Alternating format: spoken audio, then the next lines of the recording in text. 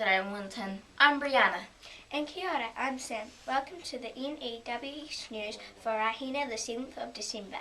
Okay, let's get into Te Kupu o Te Wiki. This week's word is potae, which is te reo for hat.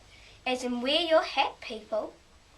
Alright, it's Rahina, which means we announce the tidy class for the week. Pizza drum roll, please, for Rooms 4 and 5, congratulations. Keep those classes tidy, Winton School. I can smell those pizzas. Last week, koutou. Okay, high vis vests. Keep wearing them to and from school. And it's time for sunhats at playtimes and lunchtimes too. Kia ora. Year 5s to 8s are allowed over the road to play at intervals. Make sure you get over Eglinton St at the pedestrian crossing correctly. Okay, if you miss any notices, you can play the news again, or you can read all the notices in the text box below.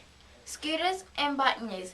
Park your whips nicely and share the shed, Winton School. Library news. All library books are due back. If you've got some still to hand in, drop them off at the library desk. And that's all for today from everyone here at the N.E.W.S team. Ka kite a popo. Share the sheet and haere rā, Winton School.